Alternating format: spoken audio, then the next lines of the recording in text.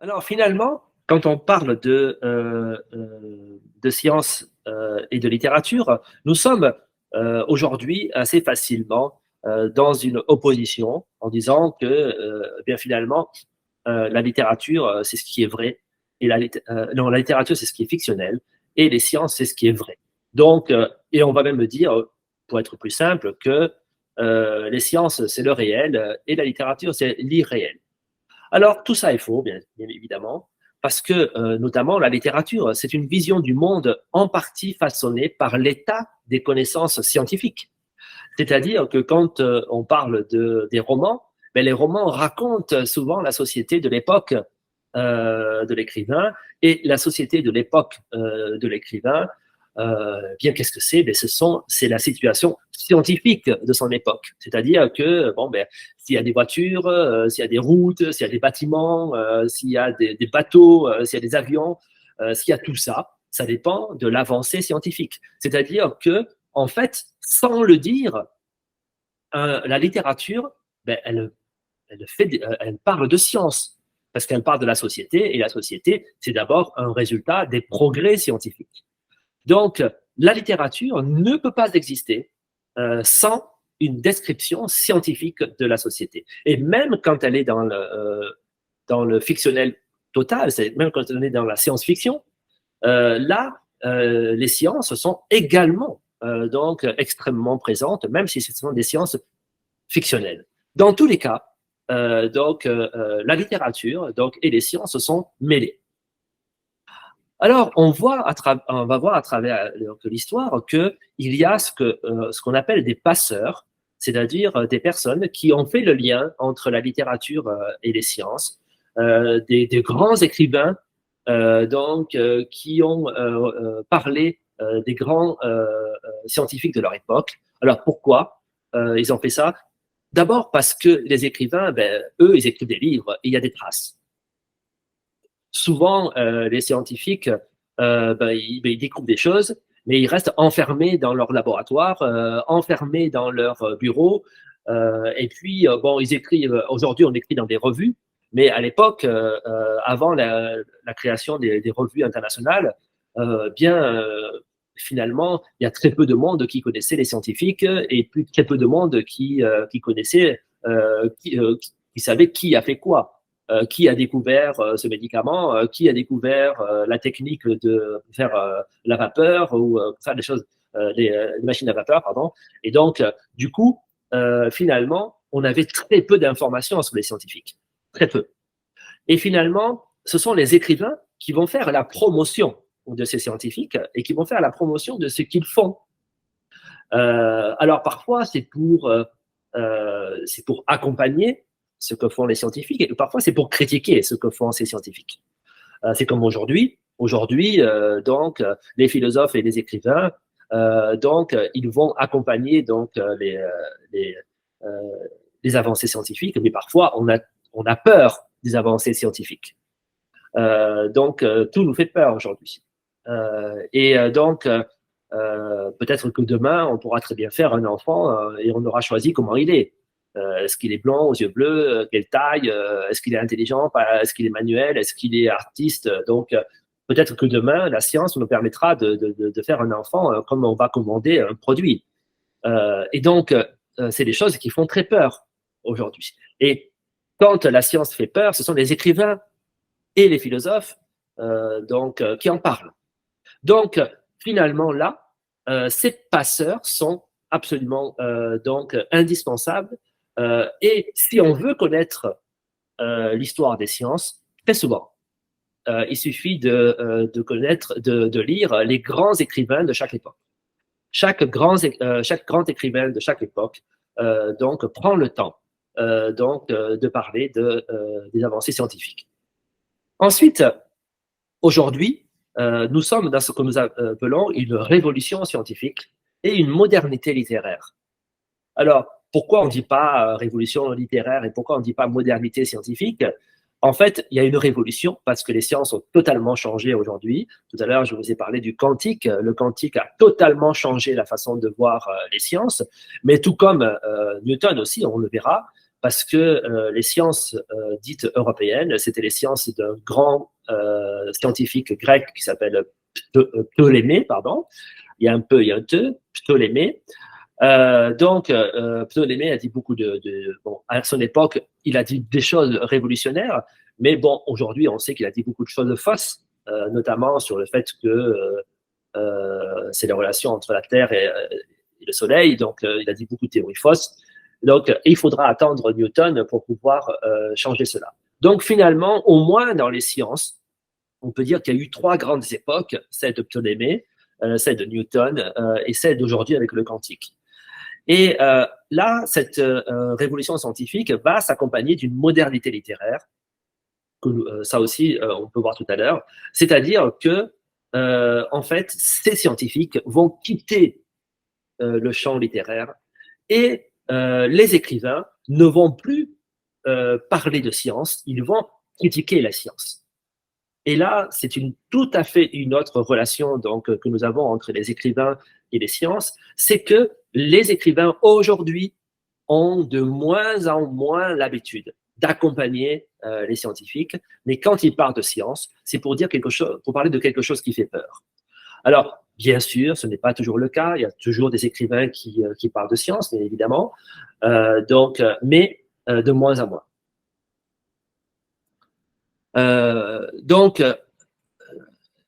Mais ce qui permet aussi de faire ce lien entre donc les sciences et la littérature, c'est l'écriture.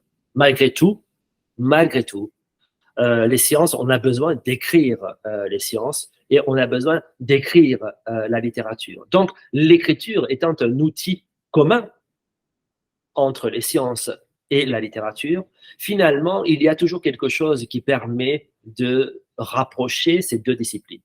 Alors, je suis un enseignant dans un département de français, et donc, c'est ça qui est passionnant, c'est que tout commence par la linguistique, tout commence par la maîtrise de la langue. Et donc, finalement, les sciences, d'abord, c'est comment parler de science. La littérature, c'est comment parler de littérature. Et donc, ça, c'est quelque chose qui est tout à fait important. Mais dans nos départements de français, on apprend à parler de littérature, mais on n'apprend pas à parler de science. Pourquoi? Parce qu'on pense que l'écriture des sciences, ce sont les chiffres. On a beaucoup entendu cette idée que les lettres, c'est pour la littérature et que les chiffres, c'est l'écriture des sciences. Mais en fait, c'est faux. C'est tout à fait faux. Il y a une écriture donc des sciences. Et pendant très longtemps, là aussi, les scientifiques ont fait très attention à bien écrire donc des textes et des livres sur leur domaine. On a jusqu'au siècle dernier, on a des livres extraordinaires de scientifiques qui écrivent dans une langue superbe. On pourrait tout à fait utiliser ces livres de sciences dans un cours de littérature, parce que le français est extraordinaire. Mais on ne le fait pas. Et là aussi, c'est quelque chose qui manque. Et donc, je voudrais vraiment encourager, s'il y a des enseignants ici, de réfléchir à cette idée, de trouver les grands textes scientifiques qui ont été vraiment parfois extrêmement bien écrits.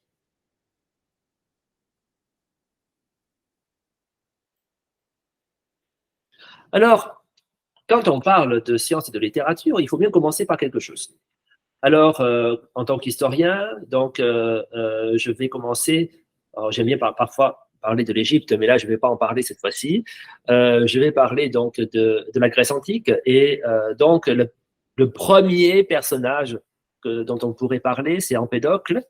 Alors, normalement, vous, Taïwanais, vous ne le connaissez pas. Nous, Français, on ne le connaît pas non plus, sauf bon, si on étudie l'histoire comme moi, mais sinon, c'est un personnage qui est assez passé à travers à la trappe, tout simplement parce qu'il est antérieur à Socrate.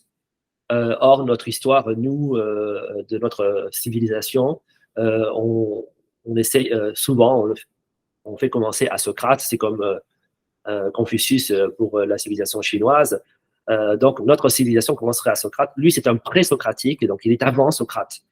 Mais il est pour moi important parce que lui a dit de façon extrêmement claire que les sciences et la littérature sont indissociables. Parce qu'on ne peut pas parler de science sans la littérature. Parce qu'on a besoin, pour faire de science, de l'imaginaire. Sans imaginaire, on ne peut pas faire de science. Quand on parle de l'espace, c'est d'abord parce qu'on rêve d'aller sur la Lune. On rêve d'aller voir le Soleil. On rêve de quitter la galaxie. Tout ça, c'est d'abord du rêve. C'est de l'imaginaire. Et donc, normalement, c'est le domaine de la littérature. Et donc, s'il n'y a pas ce rêve, il n'y a pas cette volonté d'avancer dans les sciences. En même temps, aussi, la littérature, on ne raconte pas n'importe quoi. On raconte son époque, on raconte qui on est, et puis on doit structurer le texte. Si on part dans tous les sens, on ne comprend pas. Même la poésie est structurée. Donc, Empédocle a dit quelque chose qui doit rester une vérité jusqu'à aujourd'hui, c'est que les sciences et la littérature sont indissociables. Il ne faut pas habituer, notamment la jeune génération, à séparer les sciences et la littérature. Ce n'est pas parce qu'on aime la littérature qu'on doit détester les sciences et inversement. Alors, qui est Empédocle? Donc, c'est un poète, c'est un ingénieur. Alors, au sens de l'époque, hein, bien évidemment, hein, il ne fait pas des moteurs à l'époque, mais c'est un philosophe et c'est aussi un médecin. C'est-à-dire qu'il écrit de la poésie, et, il fait de la médecine, c'est un philosophe. Ce sont des grands intellectuels, ces grands sages que nous avons à l'époque des Antiquités. Ce sont les grands penseurs que vous avez vous aussi dans la civilisation chinoise ancienne. Donc, Empédocle, pour lui, donc c'est inimaginable de séparer la médecine de la poésie. Aujourd'hui, il serait tout aussi inimaginable de demander à un médecin de faire de la poésie. Hein. Souvent, quand on va voir un médecin à Taïwan, si vous faites 3 phrases, c'est le maximum parce qu'il veut que vous partiez vite. Donc, mais c'est pas du tout normalement donc le profil d'un scientifique. Alors, qu'est-ce qu'il fait? En fait, dans les textes que nous avons retrouvés Empédocle, il est à la recherche du schéma du cosmos. Qu'est-ce que ça veut dire le schéma du cosmos? C'est-à-dire d'où vient le monde? Comment fonctionne le monde? La Terre est là, on voit le ciel, on ne peut pas atteindre le ciel à cette époque. Donc, qu'est-ce qu'il y a là-haut? C'est quoi les dieux? À l'époque, il y a des dieux différents. C'est quoi l'homme? Pourquoi on est là? Pourquoi on est vivant? Pourquoi on est mort? Où on va quand on est mort? Et tout ça, c'est des questions sur le cosmos. Et le mot cosmos, en français, il a 2 sens clairs. Alors, je ne sais pas en chinois, mais en français, il a 2 sens. Il a à la fois le sens de cosmos au sens de l'univers, c'est l'espace, c'est la physique, c'est l'astrophysique. Mais en même temps, le cosmos, il a le sens de mythologie. C'est-à-dire, c'est la création de l'univers par les dieux. Et donc, finalement, il y a une place pour les deux. Et à l'époque, finalement, tout ce qu'on peut justifier, c'est scientifique. Et tout ce qu'on ne peut pas, justifier, eh bien, on laisse ça entre les mains des dieux. Et pourquoi pas? Donc, pourquoi pas? Et puis finalement, les sciences ont évolué, et puis les religions ont évolué aussi. Et finalement, tout est vivant. L'humanité est vivante, elle évolue, les sciences évoluent, les religions évoluent. Donc, en fonction des connaissances. Alors, on a trouvé 2 poèmes. Alors, les poèmes de l'époque, c'est pas les poèmes d'aujourd'hui. Hein. Aujourd'hui, quand vous lisez un poème de Baudelaire ou d'Apollinaire ou de Paul Valéry, c'est des poèmes qui font 1 page. Donc en moyenne. Mais à l'époque, ce sont des romans. C'est presque des romans poétiques. Et donc, on a trouvé notamment 2 poèmes d'Empédocle, donc un qui fait des milliers de vers, c'est-à-dire des milliers de lignes. Donc, ça veut dire beaucoup de pages. Et tout ça, c'est un grand poème. Donc, c'est un grand roman avec le format de poésie, et notamment qui parle de la nature. Et ça nous permet de voir donc quelle était donc sa vision de la nature. Alors, quelle était sa vision? Mais lui, donc, il voyait donc finalement l'homme, l'humanité, sur deux aspects. Il voyait l'homme comme un au sens de unique. Donc, oui, oui, cette fois-ci, j'ai pas de chinois, je suis désolé. C'est parce que j'ai dû faire mon PPT donc au dernier moment et donc j'ai pas eu le temps de le faire traduire. Donc, peut-être que je ferai mettre un peu de chinois après, avant de le donner donc à Magali, quand elle le mettra en ligne sur votre site. Mais pour l'instant, j'ai pas de chinois. Donc, je disais, l'homme est un au sens de unique, de spirituel. C'est l'humanité, en fait. Et l'être humain, il a été donc là au sens spirituel du terme, au sens de création des dieux, création du Dieu actuel, unique, ou des dieux à l'époque multiples. Mais en tout cas, l'homme est un être spirituel. Donc il est un. Mais en même temps, l'homme est multiple parce que c'est un être vivant. Et les êtres vivants, ils, ont, ils sont très différents. Et donc, là, pour Empédocle, c'est ça qui fait sa richesse. C'est que l'homme est à la fois un être spirituel et physique. Il est un, il est multiple. Donc, l'humanité est complexe. Aujourd'hui, aujourd'hui, donc, on, on va finalement de plus en plus vers une société qui dit que finalement, l'homme est seulement donc scientifique. Il est simplement donc multiple. Et on est en train de supprimer la partie spirituelle et on va remplacer le spirituel par quelque chose qui est peut-être plus effrayant, puisqu'on va le remplacer par la machine. Et donc, peut-être que demain, l'homme va devenir en partie donc connecté à des machines. Peut-être qu'on aura des machines dans le cerveau, on aura des puces dans le cerveau, peut-être qu'on va vivre plus longtemps parce que donc grâce à des machines, peut-être qu'on va remplacer donc des parties de notre corps donc par des machines aussi. Et donc finalement là, on voit que euh, cette pensée de l'époque est quand même une pensée qui était beaucoup plus, j'allais dire, sereine.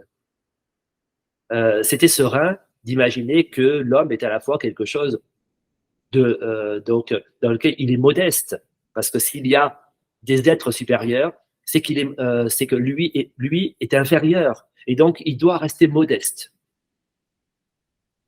Mais en même temps, c'est un être vivant qui est capable de prendre des décisions, qui est capable d'évoluer, qui est capable de faire ce qu'il a envie de faire.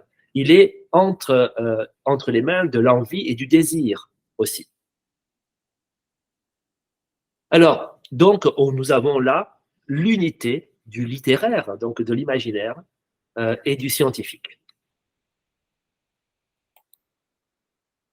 Alors,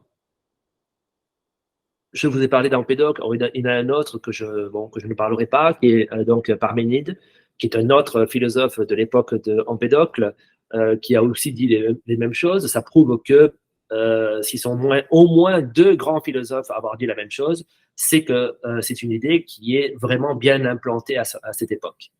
Et on est donc finalement dans une physique et une philosophie de la nature. C'est-à-dire que comme tout est lié à la nature, que ce soit la vie quotidienne ou que ce soit la philosophie, parce que l'homme fait partie de la nature, et donc finalement, la nature, elle a toujours ces deux aspects, physique et philosophique.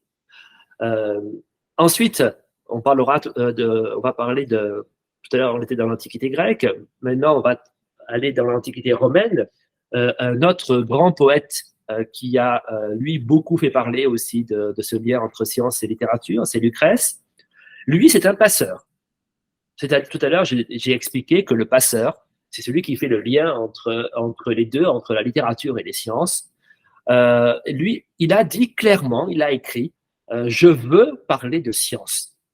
Il faut que la littérature parle de science.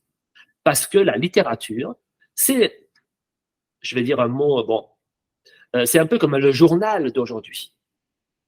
Aujourd'hui, si on veut savoir les choses, donc qu'est-ce qui se passe dans la société? On lit le journal. C'est un journal papier ou un journal sur Internet, mais on lit le journal.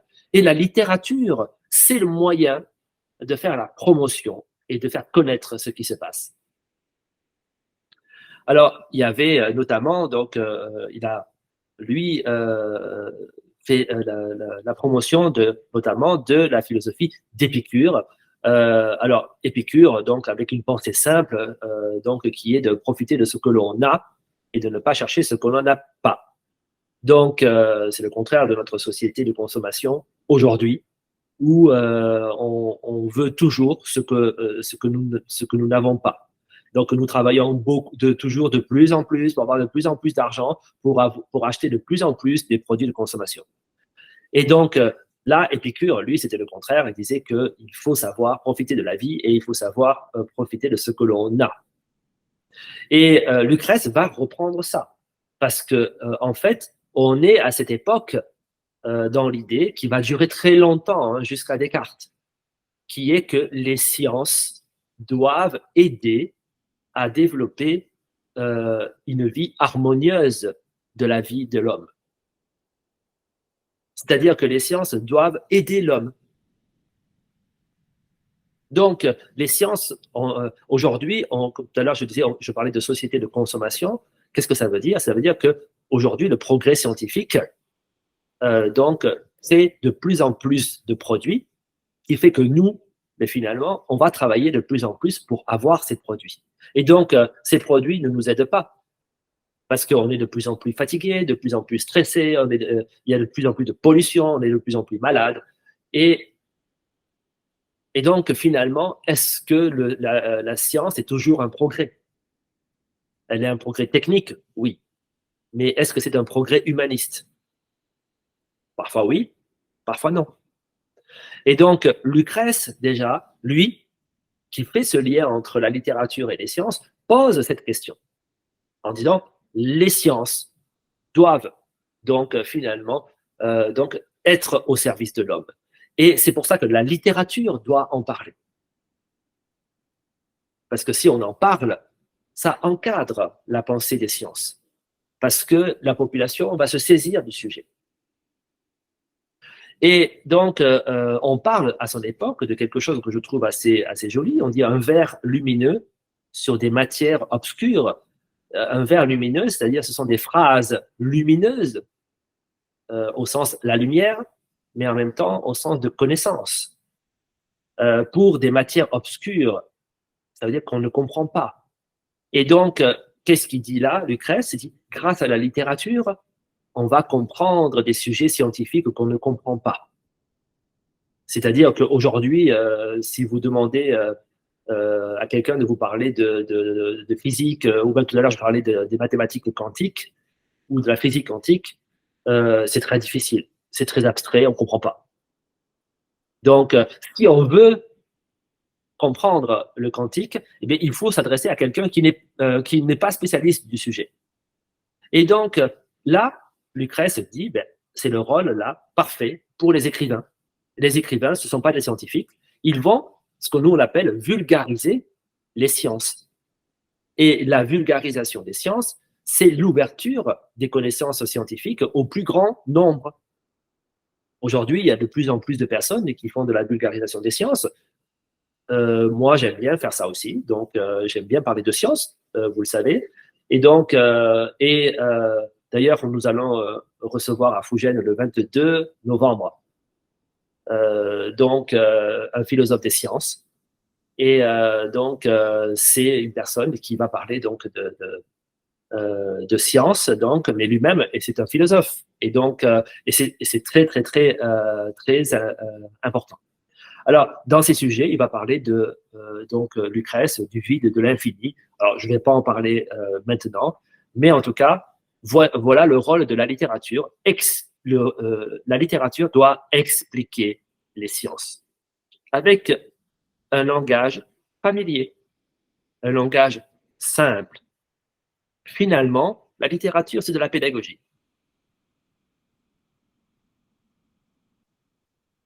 Alors, la postérité de Lucrèce, c'est-à-dire que grâce à lui, grâce à cette idée formidable de faire de la vulgarisation, alors je redéfinis. Tout à l'heure, j'ai dit que avant, dans l'Antiquité grecque, on parlait des deux. Mais quelle est la différence avec Lucrèce? La différence, c'est que, comme je disais, c'est que les Grecs, ce sont à la fois des scientifiques et des littéraires. Donc, quand ils écrivaient un livre, les sciences étaient inabordables. Donc, tandis que avec Lucrèce, non, on en parle de façon abordable. Et quel est le résultat de Lucrèce? C'est qu'on va avoir la diffusion d'abord de l'épicurisme, c'est-à-dire que grâce à lui, on va avoir la diffusion de cette pensée qui est que, attention, attention, les sciences sont là pour aider l'homme. Les sciences doivent être humanistes. Et c'est une idée que Lucrèce va dire tout de suite et qui va être repris par tous les philosophes européens, notamment par les philosophes de l'humanisme de la Renaissance. Et donc, ces philosophes de la Renaissance vont répéter exactement la même chose.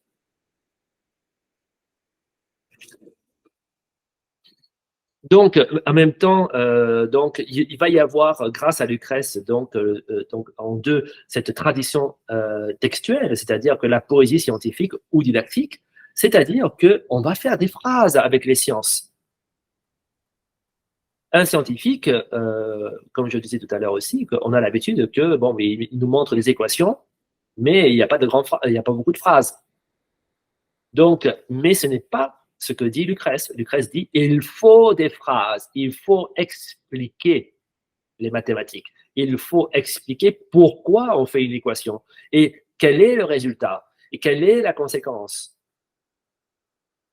Parce que sinon, les mathématiques ne servent à rien. Si on fait juste des calculs sans savoir pourquoi, eh bien, c'est mauvais. Et d'ailleurs, on sait très bien qu'aujourd'hui, on parle souvent à la télévision que les jeunes d'aujourd'hui sont nuls en mathématiques, et surtout en Occident. Pourquoi ils sont nuls en mathématiques? Mais ils sont nuls parce que, justement, il n'y a pas de lien entre les mathématiques et la littérature. On ne fait plus de phrases dans les mathématiques aujourd'hui. Moi, je me rappelle quand j'étais enfant, le professeur de mathématiques nous obligeait à faire des phrases en disant, vous devez faire une phrase au début de l'exercice pour dire pourquoi vous faites ça et qu'est-ce que vous allez faire. Ensuite, il y avait les opérations, les équations, puis ensuite, on avait un résultat et on devait encore faire des phrases pour expliquer notre résultat. Si on n'expliquait pas le résultat et comment on est arrivé à ce résultat, on avait zéro. Mais aujourd'hui, avec l'informatique, c'est la disparition des phrases. Puisqu'on va faire directement les calculs. On va directement faire les équations. Parce qu'on veut directement arriver au résultat. Et donc, nous sommes face à des jeunes, puisqu'aujourd'hui, on offre des ordinateurs dès le collège. Aujourd'hui, j'ai même entendu, il n'y a pas longtemps, qu'on va offrir des ordinateurs aux jeunes de l'école primaire à Taïwan. Donc, ça veut dire que dès l'école primaire, on va apprendre que les sciences, on n'écrit pas. Et donc, si on n'écrit pas, les jeunes ne comprennent pas. Et voilà comment on arrive donc à des générations qui sont nulles en sciences, tout simplement parce qu'il n'y a pas cette étape narrative des sciences.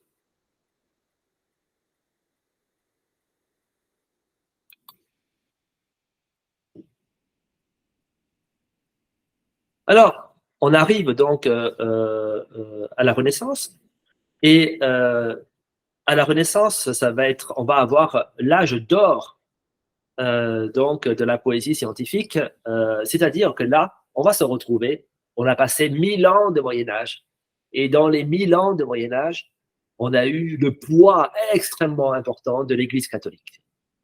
Et l'Église catholique, donc, a contrôlé, martyrisé, condamné à mort de nombreux scientifiques. Parce que, et là aussi, donc, tout à l'heure, je critiquais que les sciences ne faisaient pas de littérature. Mais il faut aussi critiquer quand la religion critique ou encadre les sciences. Et qu'est-ce qui s'est passé? Eh bien, en fait, il y a eu la Grande Peste. À la fin du Moyen Âge, on a la Grande Peste qui tue un tiers de la population. Concernant la peste, on a un texte donc de Thucydide qui était 2000 ans avant, à l'époque de la Grèce antique. 2000 ans avant. Eh bien, 2000 ans après, le niveau scientifique est le même face à la peste. Et c'est pour ça qu'elle va tuer un tiers de la population. Comment il est possible qu'en 2000 ans, la médecine n'ait pas avancé? Alors, elle a avancé sur certains points, bien évidemment, mais elle n'a pas avancé, tout simplement parce qu'elle a été empêchée par l'Église. Et donc, il va s'installer un débat qui va être là aussi catastrophique dans cette relation entre ce monde littéraire et ce monde scientifique. C'est qu'il faut libérer les sciences. Il faut libérer les sciences parce que si on ne libère pas les sciences, eh bien, on a des catastrophes comme la peste. Et donc, on va avoir un combat entre ceux qui sont favorables, les écrivains, les philosophes, lors de la Renaissance, qui sont favorables à la discussion avec les sciences, et puis ceux qui ne sont pas favorables.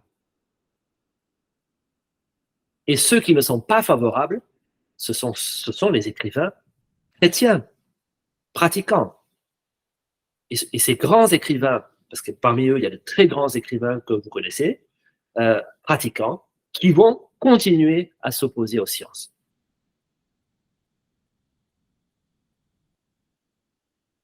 Donc, finalement, on voit que il n'y a que pendant l'Antiquité et l'Antiquité grecque et romaine dans lequel on a cette rencontre entre les sciences et la littérature, et que dès que l'Antiquité est finie, on va avoir une opposition, un affrontement brutal entre les sciences et la littérature, même s'il y a toujours, bien sûr, des exceptions. Alors, il va y avoir à cette époque donc ce qu'on appelle l'encyclopédie aujourd'hui, l'encyclopédie humaniste, c'est-à-dire qu'on va commencer, malgré tout, à développer, à libérer les sciences, dans lequel on va essayer de développer la médecine, tout simplement. Hein.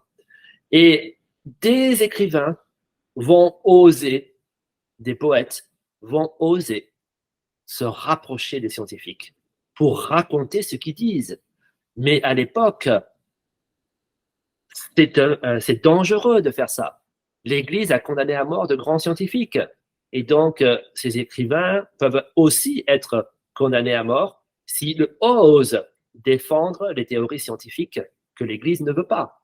Et à l'époque, surtout, le grand débat, ça a été autour de la question de, tout à l'heure, je disais du cosmos, ça continue, parce que la Bible a été très claire là-dessus. La Bible a dit que donc c'est la Terre qui est au centre et le Soleil qui tourne autour de la Terre.